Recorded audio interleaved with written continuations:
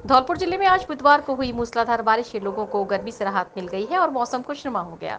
करीब 2 घंटे हुई मूसलाधार बारिश से शहर की ज्यादातर सड़कें और गली मोहल्लों में और प्रमुख बाजारों में पानी पानी होकर तालाब में तब्दील हो गए, जिससे नगर परिषद के सिस्टम की भी पोल खुलकर सामने आ गई। लोगों के घरों में पानी घुसने से भारी परेशानी हुई।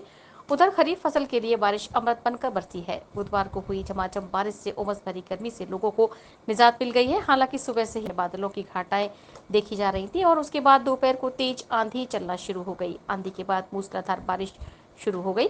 2 घंटे तक चली जोरदार बारिश ने धौलपुर शहर को पानी पानी कर दिया। इसके अलावा बाड़ी उपखंड समेत ग्रामीण अंचल में भी बारिश का भारी असर देखा गया।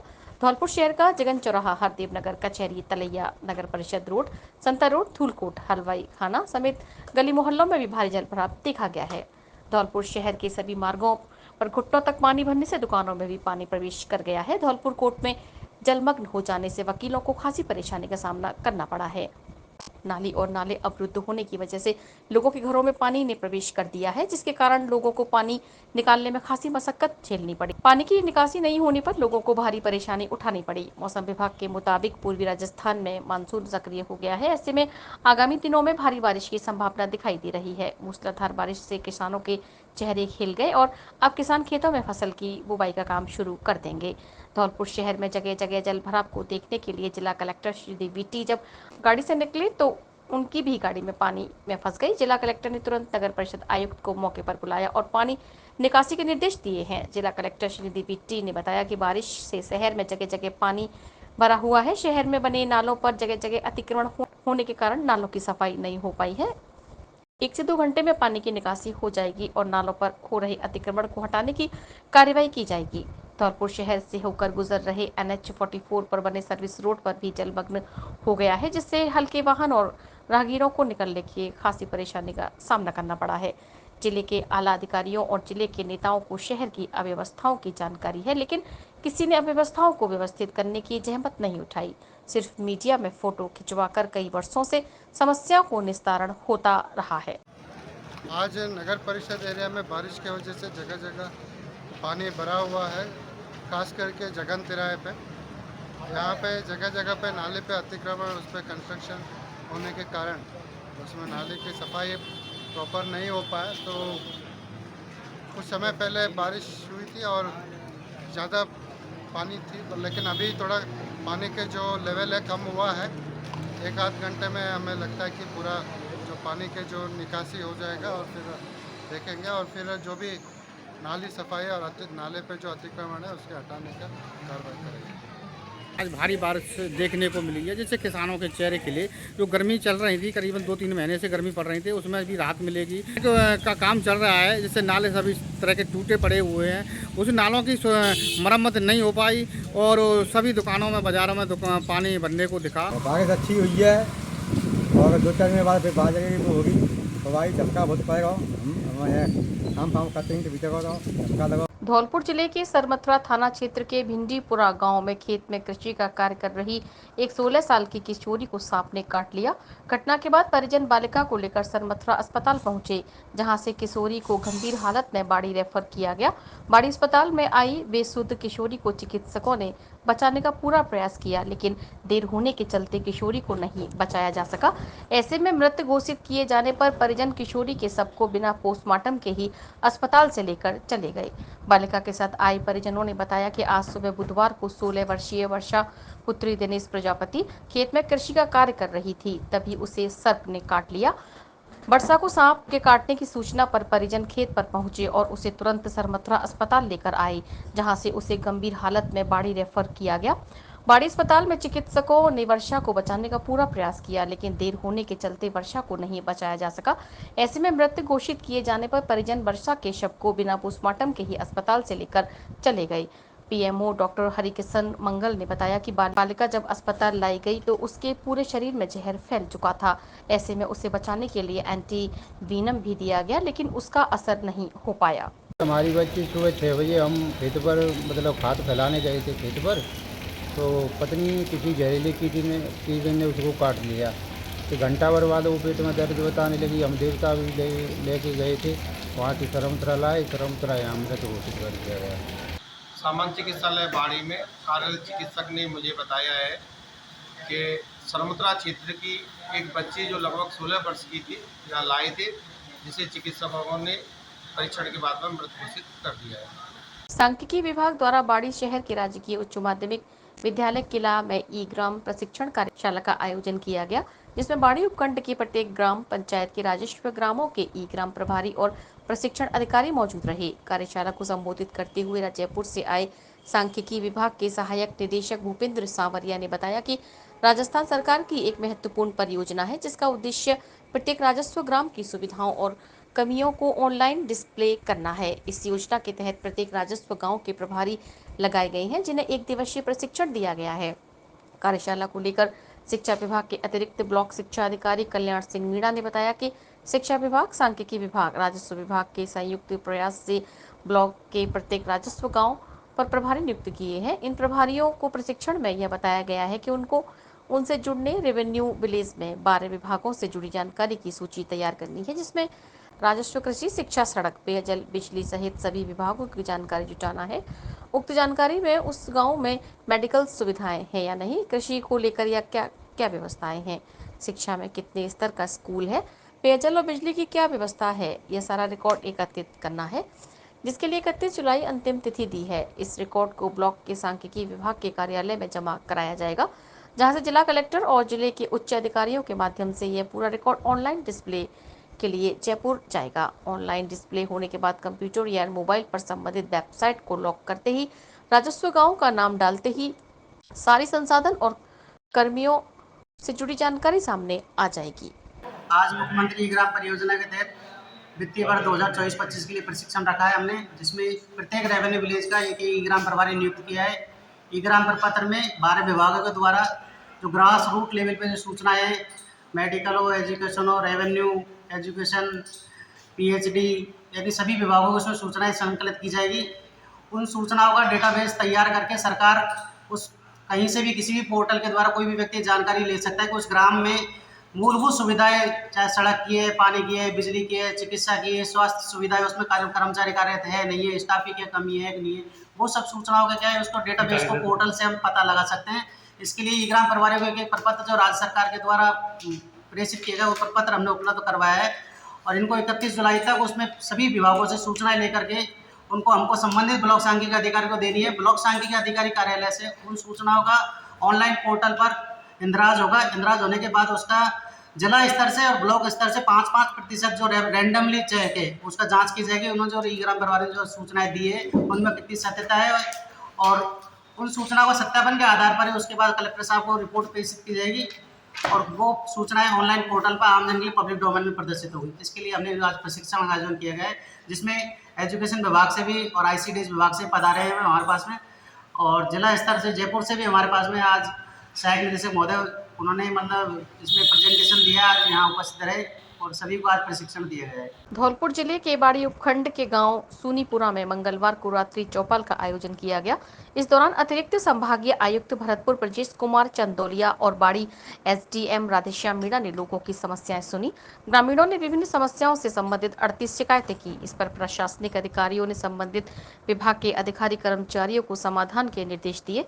ग्रामीणों ने पूरा गडरिया से लेकर कटीपाल तक मुख्य सड़क क्षतिग्रस्त होने एवं दोनों तरफ पक्की नाली निर्माण कराकर सड़क बनाए जाने की मांग की।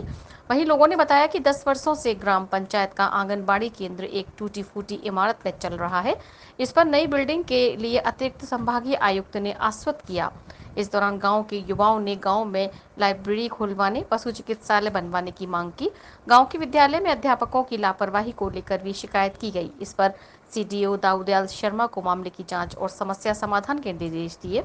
इस दौरान प्रशासनिक अधिकारियों ने बिजली, पानी और स्वास्थ्य संबंधी सभी शिकायतों के समाधान के लिए संबंधित विभागीय अधिकारियों को निर्देश दिए। रात्रि चौपाल में सभी विभागों के अधिकारी और कर्मचारी मौजूद रहे। धौलपुर जिले के बाड़ी उपखंड क्षेत्र में एक 18 वर्षीय किशोरी को बिजली करंट की चपेट में आने से परिजनों में हड़कंप मच गया। परिजनों ने किशोरी को बाड़ी के सरकारी अस्पताल में भर्ती कराया, जहां उसका उपचार चल रहा है। जानकारी के अनुसार बाड़ी उपखंड क्षेत्र के गांव पटेश्वर खुर्द निवासी बबीता उर्फ मनीषा पुत्री बिज्जो जाटव शाम को पानी भरने के लिए समरसेबल पंप का तार लगा रही थी, तभी मनीषा के हाथ से एक बिजली का तार छूटकर दूसरे हाथ पर गिर पड़ा और मनीषा बेहोश होकर जमीन पर गिर पड़ी। मौके पर पहुंचे परिजन मनीषा को बेहोशी की हालत में बाड़ी के सरकारी अस्पताल लेकर पहुंचे, जहां उसका उपचार किया जा रहा है। मेरे बड़े भाई की लड़की है, समर के तार लगा रही से करंट मार गया है, उसको हम ठोका पेटी करिए घर पे कुछ नहीं हुआ है, हम बाड़ी हॉस्पिटल लेकर आए हैं। धौलपुर जिले के सैपऊ थाना इलाके के मढ़ा गांव से एक 27 वर्षीय विवाहिता के अचानक लापता होने का मामला सामने आया है। विवाहिता के भाई ने सैपऊ पुलिस थाना पर गुमशुदगी का मामला दर्ज कराया है। पुलिस ने मामला दर्ज कर विवाहिता की तलाश शुरू कर दी है। पुलिस थाना पर दर्ज कराई गई रिपोर्ट में पीड़ित गोविंदा पुत्र उत्तम निवासी गाँव मढ़ा ने बताया कि उसकी 27 वर्षीय बहन राधा 27 मई 2024 को घर से बिना बताए कहीं चली गई है। पीड़ित ने रिपोर्ट में बताया है कि उससे बहन राधा को रिश्तेदारी और अन्य जगह तलाश किया, लेकिन राधा कहीं भी नहीं मिली है और बहन के साथ कोई अनहोनी की आशंका सता रही है। पुलिस ने मामला दर्ज कर विवाहिता की तलाश शुरू कर दी है। जिले के बाड़ी उपखंड में आज करीब 1.5 घंटे में 2 इंच से अधिक बारिश हुई है। बारिश से शहर की सड़क जलमग्न हो गई है। वहीं बाजार में भी दुकानों में पानी भराव हुआ है। ऐसे में आमजन को उमस भरी गर्मी से राहत मिली है। मौसम की पहली बारिश में छोटे बच्चे और युवा जहां सड़कों पर भीगते नजर आए, वहीं हर किसी ने मानसून की पहली बारिश का स्वागत किया है। मौसम विभाग की माने तो मानसून की इस बारिश का दौर अभी 1-2 दिन और चलने वाला है। मौसम विभाग की भविष्यवाणी को माने तो राजस्थान के पूर्वी भाग में 1 सप्ताह तक बारिश का यह दौर चल सकता है। मौसम विभाग ने जो संभावना जताई है उसमें पूर्वी राजस्थान में 26 जून से 1 जुलाई तक बारिश होना बताया गया है। ऐसे में धौलपुर बाड़ी सहित आसपास के क्षेत्र में हुई बारिश का यह दौर और चलने वाला है। मानसून की पहली बारिश में ही निचले इलाकों में पानी भराव की समस्या हुई है। शहर की बजरंग कॉलोनी, होद मोहल्ला, सरमथुरा रोड, संत रोड पर पानी भराव से लोगों का रास्ता निकलना मुश्किल हो गया है। वहीं बारिश आने से पहले जिन नालों की सफाई नहीं हुई थी, उनमें बारिश का पानी पहुंचते ही वे ओवरफ्लो हो गए हैं और उनका पानी सड़कों पर बह रहा है। धर्म जागृति संस्थान प्रांत राजस्थान द्वारा आयोजित की जाने वाली राज्य स्तरीय पोस्टर प्रतियोगिता के पोस्टर का विमोचन श्री आदिनाथ दिगंबर जैन मंदिर धौलपुर में किया गया। अहिंसक आहार प्रतियोगिता के पोस्टर का विमोचन जैन समाज के धर्म जागृति संस्थान युवा प्रकोष्ठ एवं महिला मंडल एवं सकल दिगंबर जैन समाज के द्वारा किया गया। जैन समाज के अध्यक्ष धनेश जैन ने बताया कि पोस्टर प्रतियोगिता जैन धर्म के 24वें तीर्थकर भगवान महावीर के 2550वें निर्माणोत्सव वर्ष को आचार्य श्री वसुनंदी मुनिराज द्वारा अहिंसक आहार वर्ष घोषित किए जाने के क्रम में आयोजित की जा रही है, जिसमें 24 नगद बम्पर पुरस्कार रखे गए हैं। उन्होंने कहा कि हम सबको अपने जीवन में शाकाहार को अपनाना चाहिए और भगवान महावीर स्वामी के संदेश को हर घर तक पहुंचाना है। सड़क किनारे अनियंत्रित होकर पलटा आलूओं से भरा 14 चक्का ट्रक, टला बड़ा हादसा। धौलपुर जिले के राजाखेड़ा उपखंड के राजाखेड़ा धौलपुर मार्ग पर आज आलूओं से भरा एक 14 चक्का ट्रक अनियंत्रित होकर सड़क किनारे पलट गया। गनीमत रही कि इस हादसे में किसी भी प्रकार की जनहानि नहीं हुई है। वहीं ट्रक के पलटने के कारण उसमें लोड आलूओं के बोरे सड़क किनारे खेतों में बिखर गए। मामले की सूचना जब स्थानीय लोगों को लगी तो सड़क पर लोगों की भीड़ जमा हो गई। दुर्घटना को लेकर ट्रक ड्राइवर ने बताया कि पूछिए ये धौलपुर वाला रोड है की ठीक है, तीसरा गेट डाल पाया तो यार टेलर आया इतनी तेज, मैंने उधर साइड काटी है, लट्ठा में लग गई, उधर लट्ठा में लगे थे, आगे आ गया, 4 टायर आगे आ गए, पीछे के चले गए, लट्ठा एक बात कर रही है लोरा लेकर। वो कहाँ से गाड़ी आई है ये? वो कहाँ, कौन सी जगह जा रही है? मुंबई। राजाखेड़ा में एरिया डोमिनेशन की कार्रवाई का चला विशेष अभियान, विभिन्न मामलों में आरोपियों को किया गिरफ्तार। धौलपुर जिले की राजाखेड़ा विधानसभा के 3 थानों की पुलिस ने एरिया डोमिनेशन की कार्रवाई को अंजाम दिया है। पुलिस ने इस दौरान विभिन्न मामलों में आरोपियों को गिरफ्तार किया है। पुलिस ने बताया कि आईजी भरतपुर राहुल प्रकाश व पुलिस अधीक्षक सुमित मेहरा के निर्देशन में एरिया डोमिनेशन की कार्रवाई के अंतर्गत राजाखेड़ा, देहली और मनिया थाना पुलिस ने विभिन्न मामलों में आरोपियों को गिरफ्तार किया है। कार्रवाई के दौरान अवांछित गतिविधियों की रोकथाम और अपराधियों की धरपकड़ के लिए राजस्थान पुलिस का विशेष अभियान चलाया गया। इस अभियान के अंतर्गत पुलिस थाना मनिया द्वारा ग्राम जयरा कपुरा में आरोपी राम प्रकाश पुत्र देवीचरण निवासी रूंद कपुरा के कब्जे से 105 अवैध देसी शराब के पौवे, खड़गपुर मोड़ अंबिका रोड के पास से आरोपी महेश पुत्र प्यारेलाल निवासी गोपालपुरा थाना देहली के कब्जे से 95 पौवे अवैध देसी शराब, आरोपी राम प्रकाश पुत्र लेहरे निवासी खेरली थाना मनिया हाल, शंकर कॉलोनी फिरोजपुर थाना सदर के कब्जे से 60 अवैध देसी शराब के पौवे, राजाखेड़ा थाना पुलिस द्वारा कछियात मोहल्ला में 68 अवैध देसी शराब के पौवे जब्त किए हैं। वहीं आरोपी भागने में सफल रहा। इसी के साथ पुलिस ने पीके भट्टा राजाखेड़ा के पास दबिश देकर आरोपी मोतीराम पुत्र उम्मेद सिंह निवासी सोमली थाना राजाखेड़ा के कब्जे से 60 अवैध देसी शराब के पौवे और थाना देहली पुलिस ने हथवारी के पास से अवैध शराब के 68 पौवों को जब्त करने में सफलता हासिल की है। इसी के साथ राजाखेड़ा थाना पुलिस ने निरोधात्मक कार्रवाई के अंतर्गत 21 लोगों को गिरफ्तार किया है। वहीं पुलिस ने जुआ खेलते हुए भी 5 लोगों को पकड़ा है। पुलिस ने बताया कि वांछित आरोपियों, इनामी बदमाशों और अवैध कार्यों में संलिप्त आरोपियों की धरपकड़ की कार्रवाई का यह अभियान आगे भी लगातार जारी रहेगा। Are you looking for a school that prioritizes academic excellence, fosters creativity and nurtures individual growth? Then Emmanuel Mission School is the right school that you're looking for.